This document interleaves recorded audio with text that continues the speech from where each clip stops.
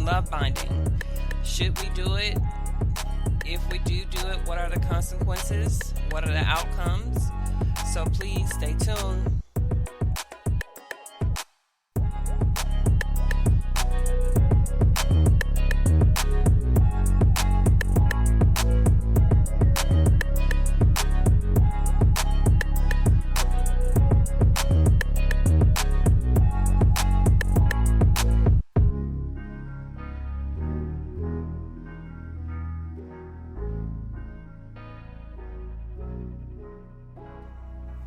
Peace and greetings, everyone. This is Lasagna with the Goddess Key, and thank you so much for joining me on my weekly podcast.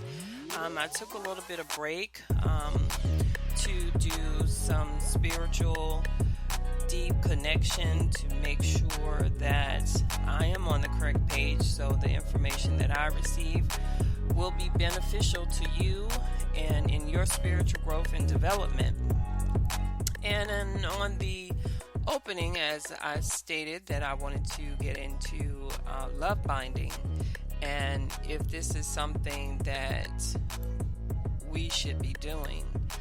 And it was brought to my attention via a Facebook post by a gentleman. I think he's here in Atlanta, and he was telling the brothers how many sisters are doing these love spells, love ritual spells, love binding spells. And it kind of threw me a little bit, because within my journey, within my research and growth and development, I have seen where you can do love spell, love rituals, and things of that nature. But it really didn't hit home until I just happened to see a snippet of his video on Facebook. So we have to think about, in ancient times, even not too long ago, when before our ancestors came to the Americas, that certain information was held sacred, and not everyone was privy to this information, because everyone's mind is not always in the same place. It's not healthy. It hasn't grown. It hasn't developed. It hasn't went through those spiritual growth and development periods that the Creator wants a particular person to have before teaching and receiving and giving necessary information to advance the people.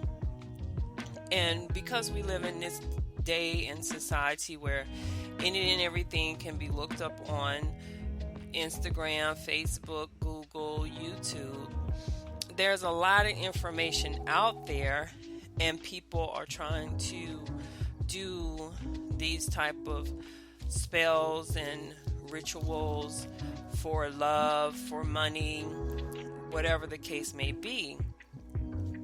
But when we're talking about love spells or love binding, we're really getting into, for me and my thoughts, is that we're getting into a dangerous area.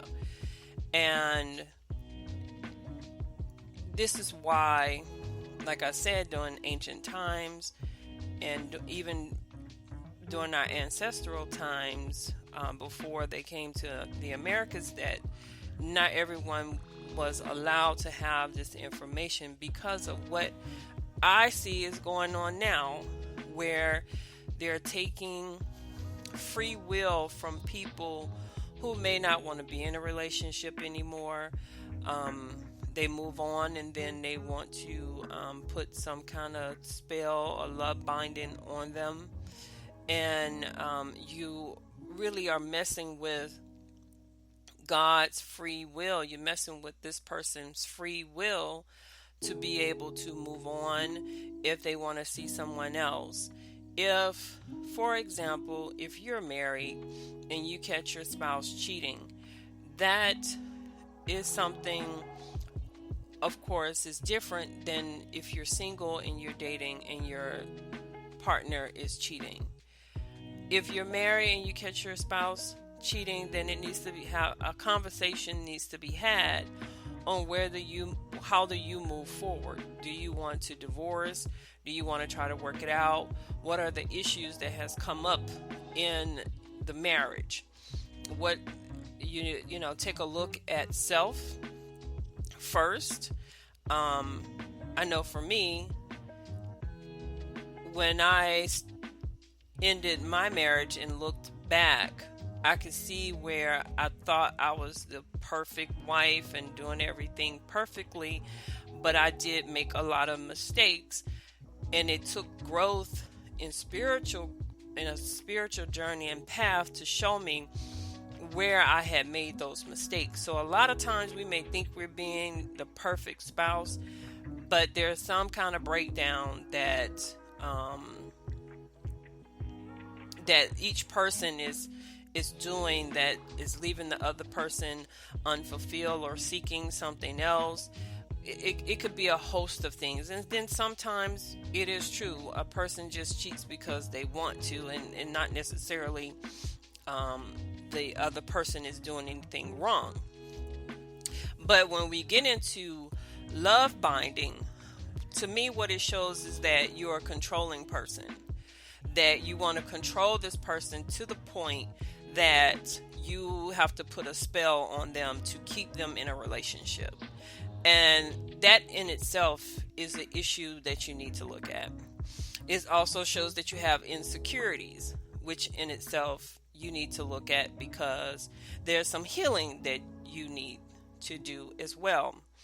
There's trust issues along that lines as well, where you may have been hurt in the past, and you're having some trust issues, and you're not trusting yourself, you're not trusting the divine, you're not trusting that you're making the right decisions. So the trust goes back to controlling. So to feel comfortable, you have to control and know that, okay, this person is not going to do X, Y, Z, and you trust them, and that's basically because you're trying to control the situation, and you can't control your way into love. And the next issue that I see when you're trying to do a love binding is that it's showing that you're codependency. You're you have a codependency on a relationship, that you're not able to be independent enough to not have this person in your life, where you have to go to the steps and beyonds and means to go and do a love binding spell ritual to keep someone in your life.